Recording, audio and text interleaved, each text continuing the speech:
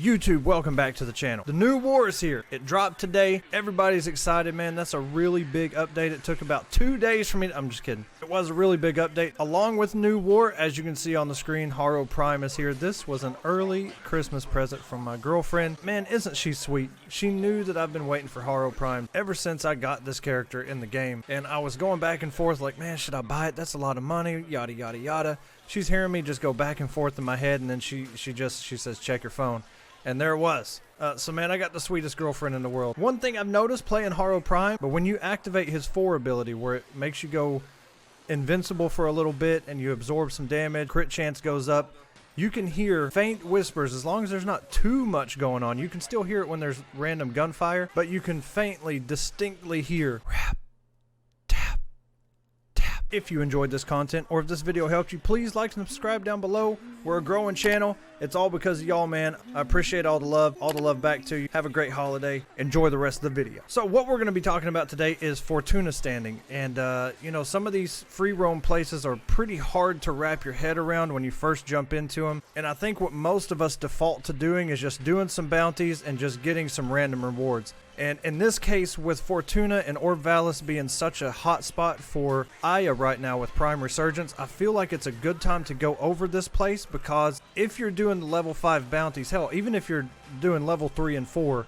you're going to be accumulating what they call here as debt bonds, medical debt bonds, training debt bonds, familial debt bonds. Especially if you're doing level 5, familial debt bond is the most valuable of the debt bonds. But are these things important, and what are they even for? What is a Kitgun? This MOA companion that's right next to me, yes, this is a companion, just like a death cube, or for those newer players, just like your Taxon that floats behind you, a Kavat, a Kubro. Yes, this MOA you can assemble and it can be your companion and go along with you in missions, and you can interact with it in your orbiter. With that said, there's a couple of companions in this game that you will have to guild. And I'm gonna be honest, guilding kind of scared me away. Once I did Sisters of Parvos and I'm getting hounds from the sisters, you know, I leveled up my hound to 30 and I didn't get any mastery rank. It didn't go towards any of my mastery rank.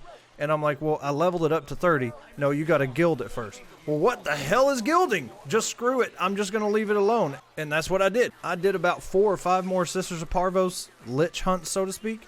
And those companions are still sitting in my foundry. Guilding is essentially forming your companion. So in this case, we would be forming this MOA. But what I would like to do in this video is break down all the different people within Fortuna and what they do and why debt bonds are so important, how to get debt bonds, where to apply them. Is mining important? Is fishing important? Or is it just a waste of time? As you can see, we have the business, Smokefinger, Ticker, Eudico, Rude Zoo, Legs, Rocky, and Little Duck. Now what I would like to do is go from top to bottom and just kind of list off so it's not so confusing. However, I'm going to start with Eudico, because Eudico is who gives you your bounties. And I feel like that's where most of us, when we come in these places, that's kind of the first place we go, because that's the first thing that we kind of recognize from other games that we've played in the past. It gives us missions, we do the missions, we get some rewards, and we kind of ignore most of these other people. So Eudico you can find right here pretty close to the exit door. The exit door is right there on the right side of the screen. You can see a couple of faint names behind there. That's where you go to go into Orb Vallis. So with Eudico you will have 2 options, Solaris United Standing, and of course, like we talked about, bounties. In these bounties, it's going to list anything and everything that you can get rewarded, common obviously being the most common, and the rare in a level 1 bounty is going to be Aya. And that kind of changes and increases as you go up in the level, and the level is down on the bottom. You can see this has 4 dots out of 5, and then there's 5 dots out of 5, and then the steel path is also 5 dots out of 5. In this level 1, you have a chance to get 2 training debt bonds, which is at the bottom of the common section right there. In a level 2 bounty, you have the shelter debt bond. In the level 3 bounty, you have a medical debt bond. In a level 4 bounty, you have advances debt bond. And in level 5, if you've been doing these for Aya, you've probably already recognized familial debt bond. Now, if I were to go up to Solaris United Standing, and if I try and rank up from 3 to 4, I've already maxed out my standing today. I need like 2600. When you rank up within the Solaris United on Fortuna, you need debt bonds, and we've already kind of went over that the most common way and easiest way to get them is to just do some bounties, whether it's level 1, 2, 3, 4, or 5, depending on which one you need for the rank up. In this case, we need 13 advances, 10 medical debts, 12 shelter debts, and 100,000 currency or credits. So that was Eudico.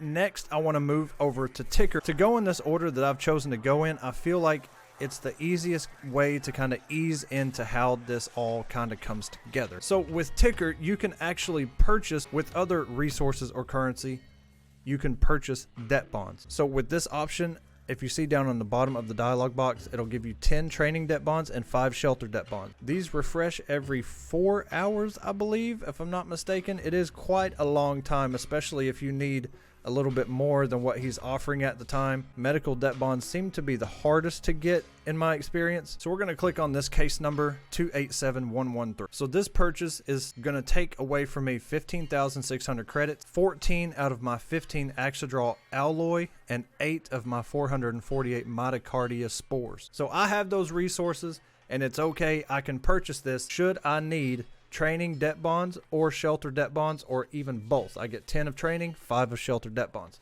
I'm just going to go ahead and purchase it. So if I needed those to rank up within this syndicate, I would go back to Eudico, I would go to the option to rank up, and I would rank up and move on to the next level. However, if you do have an excess of trade bonds, you can purchase Solaris Standing with those debt bonds. If you have the debt bonds but not the standing to rank up, you can see down on the bottom right it says daily standing cap 0 remaining. I've already maxed it out, but above that I'm rank 3 and I need 2,600 to go from rank 3 to rank 4. However, my daily standing cap is at 0, so I have to wait another day. So I have the debt bonds that I need, but I'm just lacking the stand. So the next person I'm going to move down to is Smokefinger. So occasionally on Nightwave you're going to see a challenge that says mine 10 rare minerals or crystals or whatever the challenge is, right? This is who you would come to on Fortuna to talk to about mining tools and getting some resources and better mining tools if you have some of the beginner ones. But if you notice the bottom option down here, like we did with the debt bond, trade gems for Solaris standings. If you didn't have the standing but you still had some left over in your daily cap, and you didn't have the debt bonds, you didn't have the extra debt bonds to get that standing, in this case you could say, well, you know what, I've done a lot of mining for Nightwave. You would click on this option and then it would bring up all the things that you can trade in and then go to Eudico and rank up. Now the reason I'm showing Smokefinger also is if you go into browse wares, if you have the opportunity and the standing, get the Sunpoint Plasma Drill. The one you start with kind of shakes everywhere when you're trying to mine things, and it has a really good chance to get rare resources for those Nightwave challenges and also for standing if you need it. But the most important thing here, and this it can get a little bit confusing, and this is probably about the place where I start to kind of check out, but I want you to just pay attention. You'll see Smooth Phasmin, Travocyte Alloy, Heart Noctral, Axedrol Alloy. What are these and why are these even important? So these are used to construct the things within the city that you're in at the time. So in the case of the MOA that I have with me, I had to use Smooth Phasmin, I had to use some Travocyte Alloy, I had to use some Heart Noctral. You purchase these blueprints. They are infinite use, by the way, and they only take a minute to build. Within the free roam place that you're at, whether it be Cetus or Fortuna or even the Necrolith, you're going to pick up resources you can only find on those free roam. And a lot of times, those have almost like an evolved version of themselves. So as you can see, this blueprint is for Smooth Phasmin times 10. This will make 10 Smooth Phasmin in 1 minute. And if you look at what I need, it's 1,000 credits and 10 regular Phasmin. So Phasmin I'm picking up while I'm in Orb Vallis, doing bounties, opening crates, whatever the case is. But I need Smooth Phasmin, so I would come here and I would purchase this blueprint. And the same goes for almost every single thing that you look at. Heart Noctral times 10, we need regular Noctral that we pick up in Orb Vallis. Again, the crates, killing people. And if we have this blueprint, now we can make Heart Noctral. So keep that in mind with all the things on the screen. I'm not going to go over all of them because they're all kind of the same thing. You know, just different resources make a better version of themselves. So next we're going to go to legs, and we're going to go down here to browse wares. Obviously legs, this is where you would build the MOA. He looks like a MOA. The man's called Legs. He's got a nice set of legs, and I'm not sure where his other MOA is. He usually has one next to him. To build a MOA, you will need 4 different parts. A MOA blueprint, you'll need a bracket blueprint, you'll need a core blueprint, and you'll need a gyro blueprint. And if you look, just look at this one right here, the Igran gyro. You need thermal sludge, which is plentiful around. You can see I have over 2,000 of thermal sludge, and I had to donate some to even get the Ureli lab, the Vent Kids lab within the dojo. So there's just tons out there. But if you look down, Heart Noctral, well, we just saw that when we talked to Smokefinger with the mining stuff. And then underneath that it says Bricky Muon Battery. So brickies are a type of fish within Orb Vallis, and we will get to fishing here in just a little bit, but it's kind of the same as mining was. If we look at this Hona bracket that my MOA actually has, we need Venerado Alloy, we need Goblite Tears, and we need, yet again, Bricky Muon Battery. So we need a lot of brickies to make this MOA, and that comes from fishing, but we also need Goblite Tears, Venerado Alloy. Those all come from getting those resources from Orb Vallis, and then coming back, talking to Smokefinger, getting the refined version of that mineral or resource, and then crafting that within your foundry. And since we talked about fishing, we're going to go over to the business now and talk a little bit about fishing. And there's a lot of stuff here. There's a lot of stuff to kind of go through, all these different fishing spears and lures and trophies and yada yada. But if you look down the list, you have browse wares, which we just looked at. If you scroll down, provide servofish, that's not what we want. Dismantle servofish. So here's what we looked at. It's called a bricky, and these are other types of fish within Orb Vallis. Some of them only come out during the cold time, and some of them only come out during the warm time. So pay attention to what time of day it is in Orb Vallis. Brickies only come out during the warm cycle. If we were to just select one bricky right now, let's say that we needed to build a MOA, but we were one of those batteries short. If we just chose bricky and hit dismantle, you're gonna get the Bricky Muon battery every single time. It's guaranteed to give you one. And some of the final ones we're gonna go over is Rude Zood, who, just like legs with the MOAs, Rude Zood handles kit guns, which are custom weapons that you can build. So here are our options to build kit gun, browse wares. So just like your operator amp, just like the MOAs, you're going to have to assemble different parts of a kit gun that make an overall gun. These are your choice. Some of them are shotguns, SMGs, assault rifles, snipers. It all depends on what parts you put together. As you can see, you'll need a chamber, a grip, and a loader. And you start to see a lot of familiar things now. You start to see Travocyte Alloy. We know what that is. That comes from Smokefinger with the mining. Sap Caddy Venerado Case. That comes from the Sap Caddy fish. This blueprint, we need scrap, which you can find pretty much anywhere.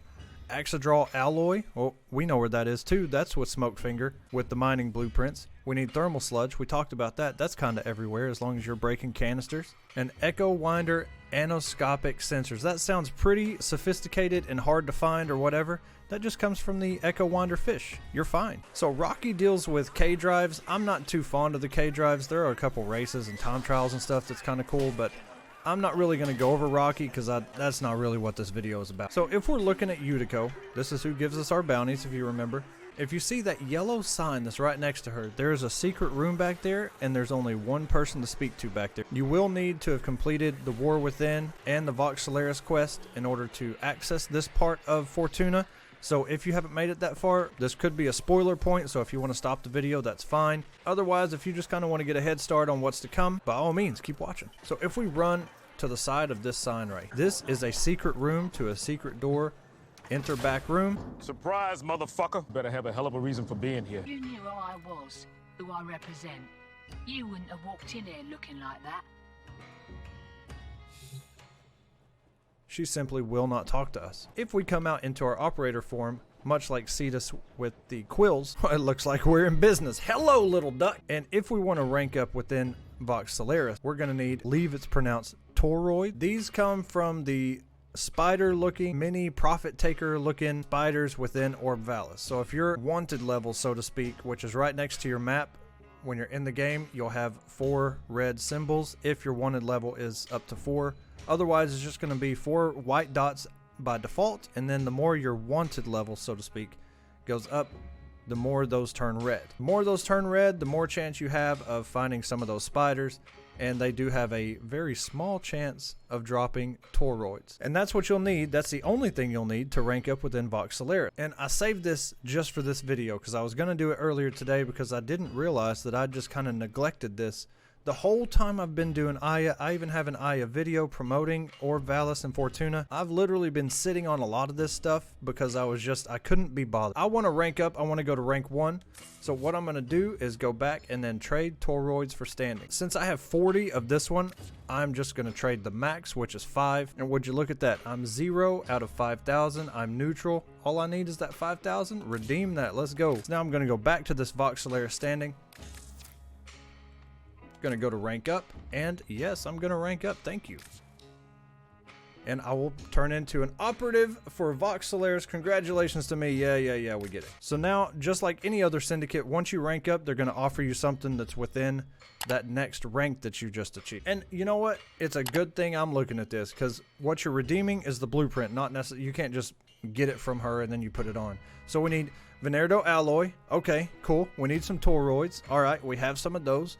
Longwinder lath coagulant. Don't have any of those, but I guarantee you that's a fish, because there's the Echo Winder. Now there's a Longwinder. And then Radiant Zodian, which I'm sure if I go talk to Smokefinger, I'll be able to get that pronto. One other thing that I do want to mention with Little Duck is she does have, just like the Quills, amp assembly. She can also put together an amp. The more you rank up, she also has braces and prisms. You don't need them here, but this is just another store, so to speak. And of course, arcanes. We all love arcanes. The way I look at it is, if you're already in Orb Vallis / Fortuna to get Aya, you might as well be looking at those debt bonds. Get those resources that are in Orb Vallis. The more you rank up here, you'll already have the resources from doing so many bounties, and everything just kind of works together, you know what I mean? But the game just doesn't do a great job at explaining kind of how everything has a role. Why is fishing important? What are these debt bonds? What does that even mean? So, ladies and gentlemen, that is the video on debt bonds explained and Fortuna a little bit. I hope that this video helped you. If it did, like and subscribe down below.